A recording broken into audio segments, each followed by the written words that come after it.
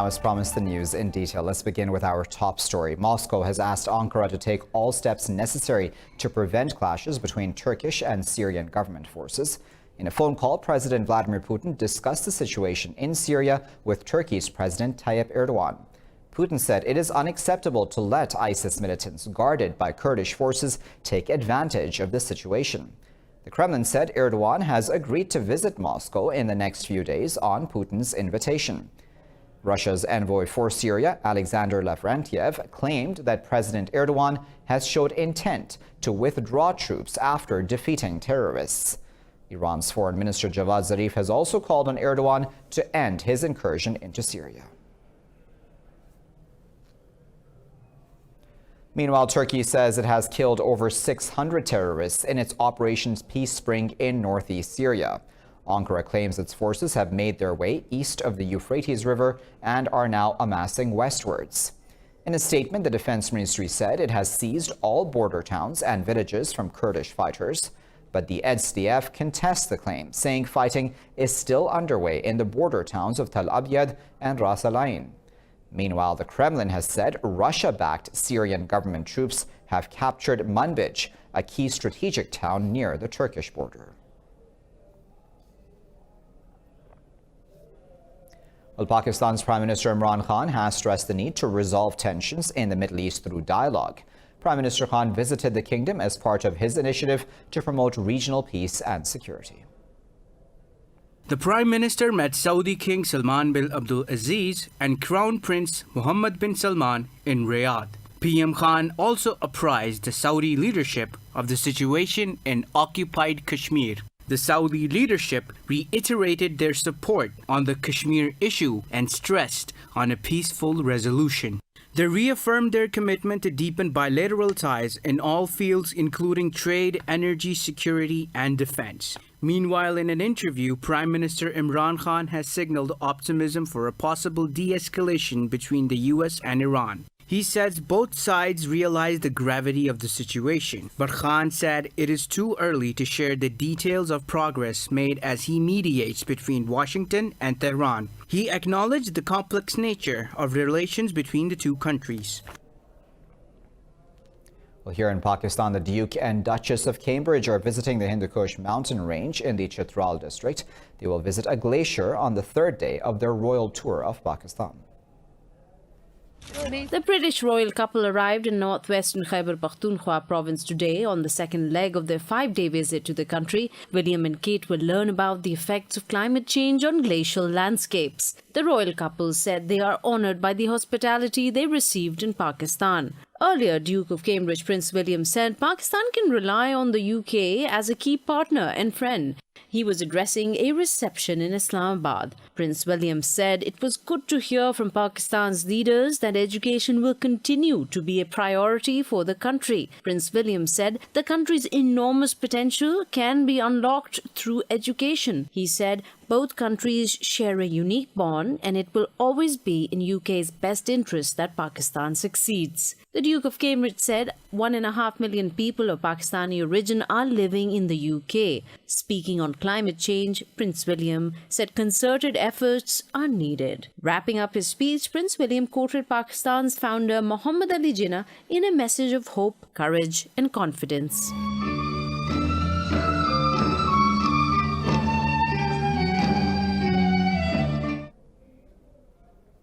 Well, Pakistan has lodged a protest with India over recent ceasefire violations along the line of control, which martyred 3 civilians yesterday. Foreign Office spokesperson Mohammad Faisal summoned the Indian Deputy High Commissioner Gaurav Ahluwalia to record the protest. Faisal asked Indian side to respect the 2003 ceasefire arrangement and to maintain peace along the LOC and working boundary. He said India should permit the United Nations to play its mandated role in resolving the Kashmir issue under UN Security Council resolutions. He said ceasefire violations by India are a threat to regional peace and may lead to a strategic miscalculation. Meanwhile, China's President Xi Jinping has encouraged Pakistan and India to solve their bilateral issues through dialogue. Briefing media on Xi's tour to the region, China's Foreign Minister Wang Yi said Beijing hopes the two countries improve their ties. Wang said President Xi believes dialogue is the only way forward to resolve the Kashmir issue. He said Beijing hopes for friendly ties among China, Pakistan and India to establish regional stability. Wang said China is willing to establish and develop mutually beneficial relations with all South Asian countries.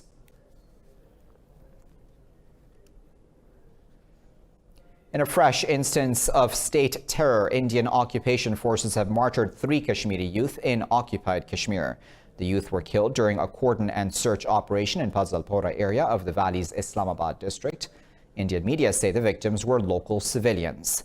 Occupation forces have refused to hand over the bodies of the martyrs to their families.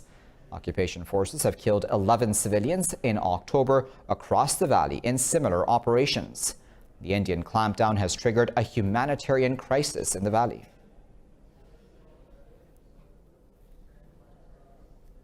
Meanwhile, New Delhi has shut down mobile networks in Indian-occupied Kashmir after briefly restoring them. India claimed it had restored call and text services for postpaid mobile phones on Monday following a 2-month-long blackout. But it reimposed the shutdown, saying it was causing law and order problems for occupation forces. The New Delhi imposed curfew and communications blackout has entered the 73rd day in the valley. Well, New Delhi has also decided to police all educational institutions in Indian-occupied Kashmir to crush dissent against its illegal annexation. Special magistrates have been deputed to monitor and report day-to-day activities of all students, including those at primary schools. Worsening the already crushing curfew in the occupied valley, New Delhi has decided to now crack down on students. It said Kashmir's educational institutes frequently participate in protests over the killings of civilians or on the calls from pro-freedom leaders. Claiming normalcy, India opened educational institutions in the valley last month, but government data shows less than 0.1% attendance. The occupied valley's local media says the detention of children is adding rage to the escalating dissent among Kashmiris.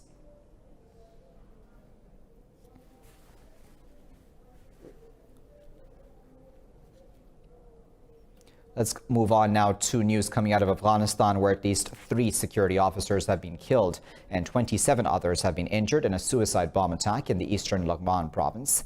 The provincial governor spokesman Asadullah Dolatsai says the death toll may rise further. The spokesperson said the bomb exploded outside a police station and damaged a nearby seminary. Taliban spokesman Zabiullah Mujahid confirmed the attack, saying the group targeted police headquarters with an explosive-laden truck. Zabiullah claimed Alishan district police chief has also been killed in the attack. The attack came a day after a helicopter crash in the northern Balkh province killed 7 Afghan military personnel. Well, China has warned the U.S. its relations with Beijing will be seriously damaged if it continues to interfere in Hong Kong's affairs. In a statement, China's foreign ministry opposed new measures passed by the U.S. Congress related to the Hong Kong protests.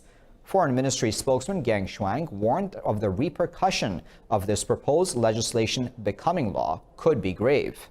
On Tuesday, the U.S. Congress passed 3 bills aimed at showing U.S. support for anti-Beijing protesters in Hong Kong. The bills condemn Beijing's role in Hong Kong's affairs and supports the pro-democracy protest.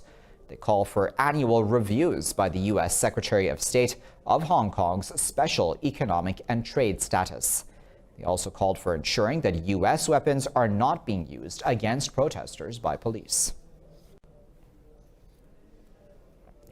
In other news, Bangladesh has sent Myanmar a fresh list of some 50,000 Rohingya refugees currently living in Cox's Bazar refugee camp. With the new list, Dhaka has provided the names of over 100,000 Rohingya to Naypyidaw to start their repatriation process. The list was handed over by the Bangladesh Foreign Ministry to Myanmar's ambassador to Bangladesh, Yulin Wu. Both countries signed an agreement in August to facilitate the repatriation of Rohingya refugees over the next 2 years. 2 planned repatriation attempts failed after Rohingyas refused to return to Myanmar, citing security issues in Rakhine State. Now, Russia and the UAE have signed mutual investment deals worth more than $1 billion. The deals in energy, technology, and health sectors were sealed during Russian President Vladimir Putin's visit to Abu Dhabi. President Putin was greeted by Crown Prince Mohammed bin Zayed Al Nahyan a day after his visit to Saudi Arabia. The two leaders discussed ways to strengthen economic ties and the security situation in the Middle East. They vowed to work together for stability in Syria. They said both countries will combat extremism and strengthen trade ties. On to Spain now, where Catalonia's President Quim Torra has called for a new independence referendum. This comes after 9 separatist leaders were sentenced to between 9 and 13 years, provoking protests across the region. Protesters and police clashed in Barcelona on the second day of rallies against the court's ruling. Demonstrators set garbage containers and cardboard on fire, including next to high-end commercial streets. Fences were on fire next to La Pedrera, one of the city's main tourist attractions. Police charged several times through the crowd with batons and fired foam projectiles at protesters. Spain's acting government has issued a statement condemning the clashes. The government said its aim was and will be to guarantee security in the region.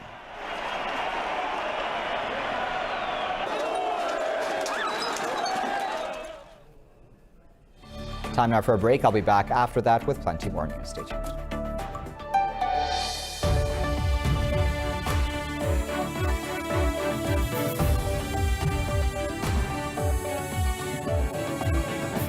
Let's begin this segment of the Bulletin in the United Kingdom. Scotland's First Minister Nicola Sturgeon has demanded an independence referendum next year.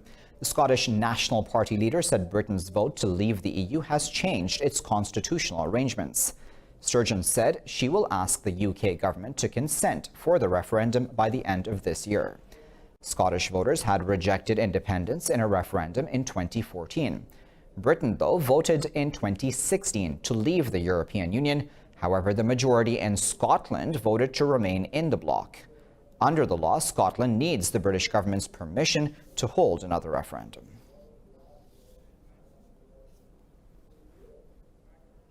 While in last-ditch efforts, the EU and UK officials have resumed Brexit talks in Brussels for the last day in the hopes of reaching a deal ahead of a key summit.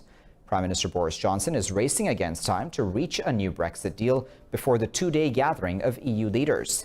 He's expected to update the cabinet on the progress of Brexit negotiations. Now, if a deal is not approved by October 19th, Johnson is legally obligated to ask the EU for yet another delay in the deadline. Later, the EU's chief negotiator, Michel Barnier, will update the bloc on the state of negotiations. French President Macron will hold talks with German Chancellor Merkel to chart a united front against issues from Brexit to Syria.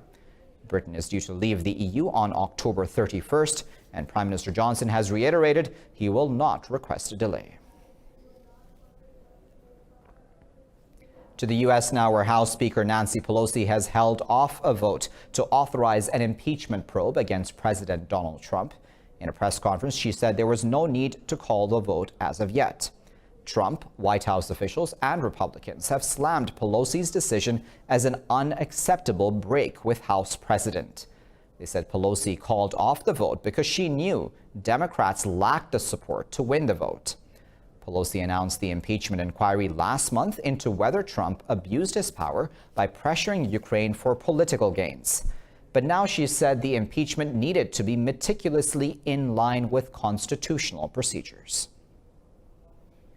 We're here to find the truth, to uphold the Constitution of the United States. This is not a game for us. This is deadly serious.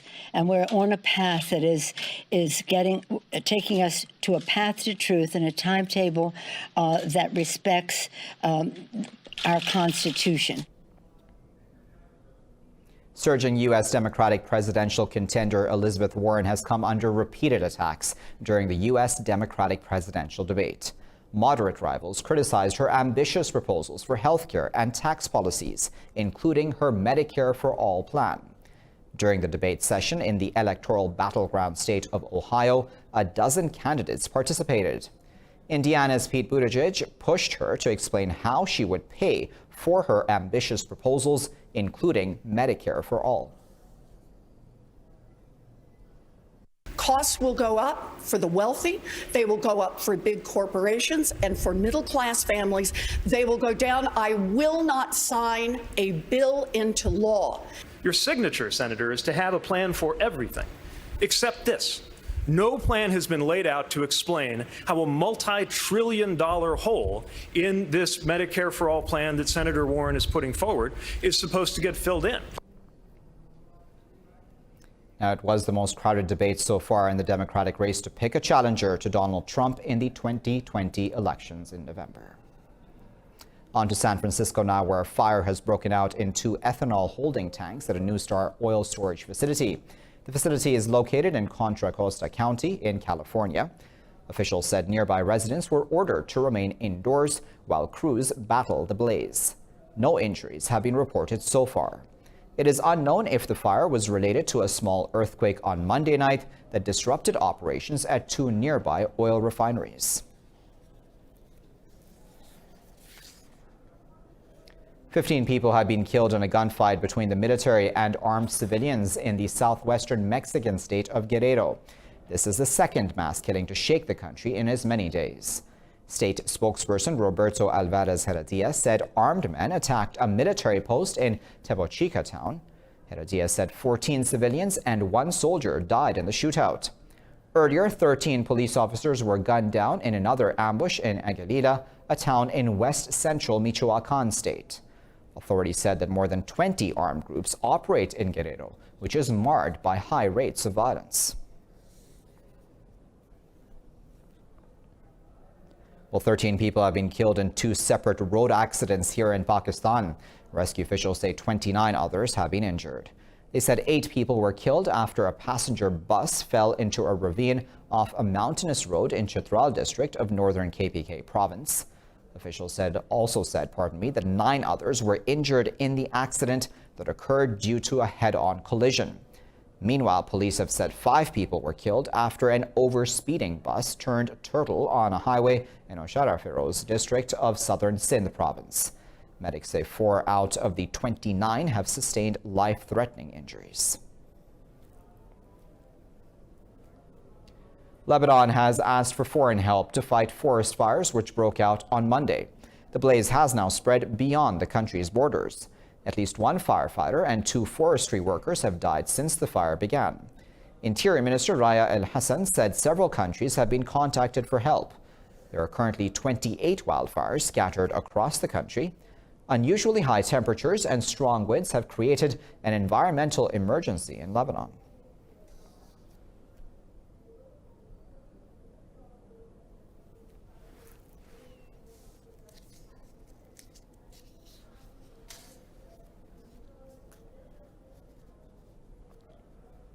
Millions across the world stood in awe as Neil Armstrong, the first man ever to venture into space, took his first steps on the moon. But having very little mobility, he was seen bunny hopping rather than walking. Engineers at NASA have been working for years since then to allow them a better chance at actually walking on the moon. Spacecraft engineers in the US have developed Orion Crew Survival Suit. It will provide a whole range of motion for astronauts on their next expedition to Moon in 2024. This is possible due to bearings on the waist, arms, and legs. These suits are also extendable and therefore one size fits all. So the mobility is one of the biggest things. The fact that these bearings kind of go in gives you that great shoulder mobility that you saw.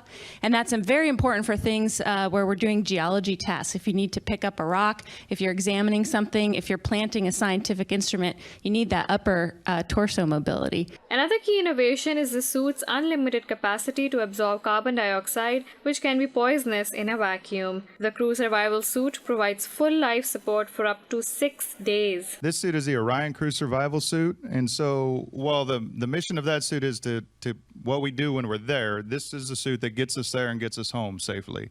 And so this suit is fully integrated with the vehicle.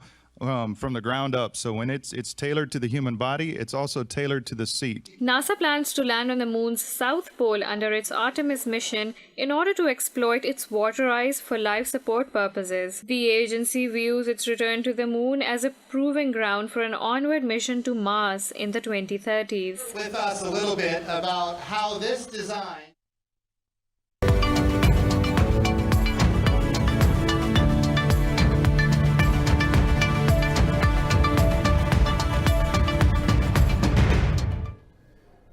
Well, the IMF has warned that the U.S.-China trade war will cut global growth to its lowest since the 2008 financial crisis. It said the outlook may darken if trade tensions remain unresolved. The IMF said its latest economic projections showed this year's GDP growth had slowed down. It blamed global trade friction for that situation. The forecast set a gloomy backdrop for the annual meeting of the IMF and World Bank this week in Washington. The global crisis lender said that by next year, tariffs will reduce global economic output by 0.8%. The IMF Managing Director, Kristalina Georgieva, said this translates to a loss of $700 billion. Well, European stocks have traded lower due to investor skepticism over London's last-ditch Brexit talks with Brussels. The Pan-European Stocks 600 index fell 0.3% as UK Prime Minister Johnson seeks to hammer out a deal with the EU. The indices of London's FTSE 100 and Paris CAC 40 have slipped marginally. Germany's DAX 30 has risen fractionally. The financial services and retail sectors have also shed over 1% in British stocks. Meanwhile, oil prices have jumped over signals from OPEC and its allies that further supply curbs could be possible. But gains were limited due to lingering concerns of a global economic slowdown.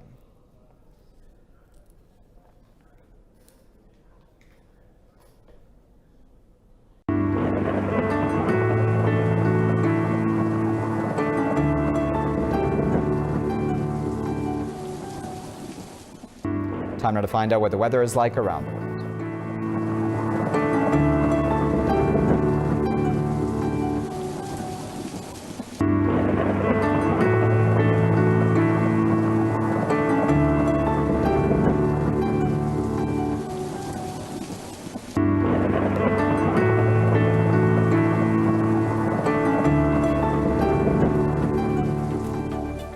And with that, you're all caught up. Thank you for watching this bulletin here at Indus.